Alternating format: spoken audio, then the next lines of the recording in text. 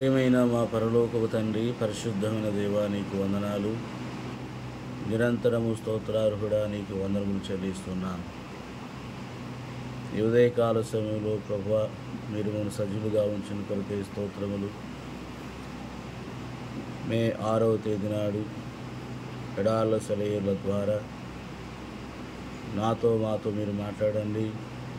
మా ఆత్మీయ అక్కర చొప్పున దేవా, మీ స్వరాన్ని వినగలట కూడా కృప చూపించుకుని ప్రార్థన చేస్తున్నాం. ఇది విడుచున్న వారితో కూడా మీరు మాట్లాడి దీవించి ఆశీర్వదించమని యేసు నామమున ప్రార్థించి వేడుచున్నాము తండ్రి, ఆమేన్. ఎడారిలో సెలయేరు, మే 6వ తేదీ. యెహోవా మర్మము ఆయన యందు భయభక్తుల వారికి తెలిసి ఉన్నది. కీర్తనలు 25:14. దైవ సంకల్పానికి సంబంధించి దేవుని పిల్లలు నేర్చుకోవలసినవెన్నో రహస్యాలు ఉన్నాయి. వారితో ఆయన ప్రవర్తించే తీరు చూసేవారికి కొన్నిసార్లు అర్థము కానట్టుగాను, భయంకరమైనవిగాను కనిపించవచ్చు. మనలో ఉన్న విశ్వాసం అయితే ఇంకా లోతుకి గమనిస్తుంది. ఇది దేవుని రహస్యం. మీరైతే పైనే చూస్తారు, నేనైతే వీటి వెనక దాగున్న పరమార్థాన్ని చూస్తాను అంటుంది. ఒకసారి వజ్రాలను అస్తవ్యస్తంగా ఏదో ఒక కాగితంలో పొట్లం కడుతుంటారు. అవి విలువైనవని ఇతరులు గమనించకుండా చేయటానికి అరణ్యములో ప్రత్యక్ష గుడారాన్ని కట్టినప్పుడు బయట నుండి చూస్తే దాన్ని కట్టడానికి ఖరీదైన సరుకులేమీ ఉపయోగించలేదు. దాని విలువ అంతా లోపల ఉన్నది. పైకి కనిపించే ఆ పొట్టేలు చర్మం, మేక వెంట్రుక లోపల ఉన్న వైభవాన్ని ఎంతమాత్రం చూపించడం లేదు.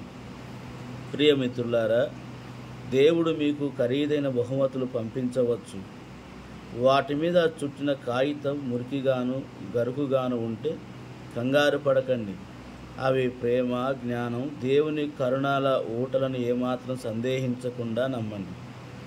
ఆయన పంపిన వాటిని స్వీకరించి ఆయన మంచితనం మీద నమ్మకం ఉంచినట్టయితే అంధకారములు అయినా సరే దేవుని మర్మాలు మనకి తేటతెల్లమవుతాయి.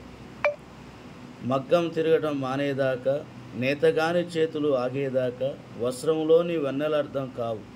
పరలోకంలోని పరమశాలేవని, చేతిలో వెండి పసిడి దారలెంత ముఖ్యమో ఆయన సంకల్పం నెరవేరాలంటే నల్ల దారులంతే ముఖ్యం. క్రీస్తు ఎవరైతే మచ్చిక చేసుకొని తన స్వాధీనంలోకి తీసుకుంటాడో అతను పరిస్థితులన్నిటికీ మచ్చిక చేసుకోగల సమర్థుడు. పరిస్థితులు మిమ్మల్ని అటు ఇటు నొక్కి వేధిస్తున్నాయా? దూరంగా నెట్టేయకండి. కుమ్మరవాడి చేతులివి. ఆ పరిస్థితుల నుంచి తప్పించుకోవడం వల్ల కాక క్రమశిక్షణతో భరించే ఆయన పనితనం బయటపడుతుంది. నిన్న ఆయన ఘనతకి తగిన పాత్రగా మలచటమే కాదు, నీలో దాక్కుని ఉన్న శక్తి సామర్థ్యాన్ని బయటికి తేవడం కూడా చేస్తున్నాడు. అటు విశ్వాసముతో మన ముందు కొనసాగుదుముగాక. ఆమేన్.